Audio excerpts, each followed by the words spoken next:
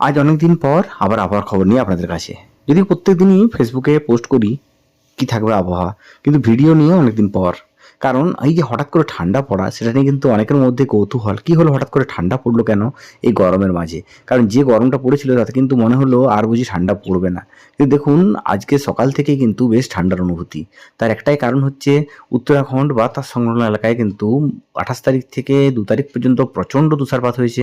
তার সঙ্গে কিন্তু বহু এলাকায় বিশেষ করে মানালি বলুন, সিমলা বলুন, সে সমস্ত এলাকায় কিন্তু প্রচণ্ড বৃষ্টি হয়েছে।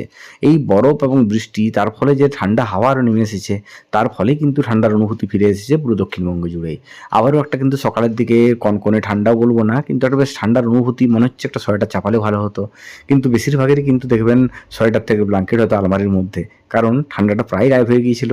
কেউ ভাবেনি ঠান্ডা পড়তে পারে। কিন্তু প্রকৃতির কাছে আমরা সত্যিই অসহায়। কারণ কখন যে কি হবে সেটা কিন্তু কেউ বলতে পারে না প্রকৃতির কাছে। চলুন শুরু করি, কটা দিন ঠান্ডা থাকবে, আবারও কবে গরম পড়বে সে নিয়ে বিস্তারিত বলি। আগামীকাল অর্থাৎ শুক্রবার দিন সকালের দিকে কিন্তু বেশ ঠান্ডার একটা অনুভূতি পাবে পুরো দক্ষিণবঙ্গ। বেলা বাড়লে একটু ঝোড়ো হাওয়া, তার সঙ্গে একটু গরমের তীব্রতা বাড়বে। কিন্তু যে গরমটা পড়েছিল বা লু বইতে শুরু করেছিল বেশ পুরুলিয়া, বাঁকুড়া, পশ্চিম মেদিনীপুর, ঝাড়গ্রাম জেলাগুলোতে, সেই অবস্থা কিন্তু অনেকটাই উন্নতি হয়েছে এটুকু বলতে পারি। কারণ কেউই চায় না এত তাড়াতাড়ি গরম পড়ুক, সে আমি হোক বা আপনারা সবাই হোক। কারণ ঠান্ডা চলে যাওয়া মানেই গরমের যে দাপট সেটা প্রায় ৫-৬ মাস ধরে চলবে। এই দাপট থেকে যতটা সম্ভব কম পেলেই আমরা সবাই ভালো থাকি। তাই এটুকু বলতে পারি, আগামী কয়েকটা দিন অর্থাৎ আগামীকাল শুক্রবার, শনিবার, রবিবার, সোমবার, এই যে ৪ টা দিন বললাম, ৪ টা দিন কিন্তু তাপমাত্রা মোটামুটি ঘোরাফেরা করবে ৩০ থেকে ৩১ ডিগ্রি কাছাকাছি, এবং সর্বনিম্ন তাপমাত্রা নেমে যাবে প্রায় ১৭ থেকে ১৮ ডিগ্রি কাছাকাছি। ফলে একটা ঠান্ডার অনুভূতি যেমন ফিরে পাবে, সের মধ্যে গরমের যে দাপট সেটা ফিরে এসেছিল, সেটা কিন্তু অনেকটাই ম্লান হয়েছে এটুকু বলতে পারি আগামী কয়েকটা দিনে আবহাওয়ার পরিবর্তনের ফলে। তো চলুন শুরু করি কী হতে চলেছে আগামী কয়েকটা দিন।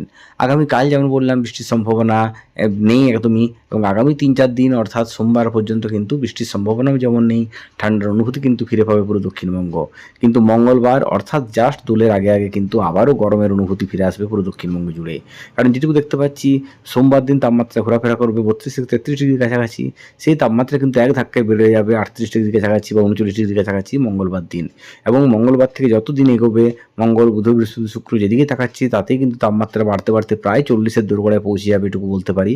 বিশেষ করে পুরুলিয়া, ঝাড়গ্রাম, বাঁকুড়ার কিছু অংশে তাপমাত্রা পৌঁছবে প্রায় ৪০ ডিগ্রির কাছাকাছি, সেটা দোলের আগেই। এবং দোলের সময় কিন্তু ভালো রকম গরম থাকবে, যে গরমটা পড়েছিল তার থেকেও বেশি গরম থাকবে, এবং তার সঙ্গে কিন্তু লু বইতে শুরু করবে বিভিন্ন জেলাতে। ফলে দোলের সময় কিন্তু ভালো রকম গরম পেতে চলেছে পুরো দক্ষিণবঙ্গ।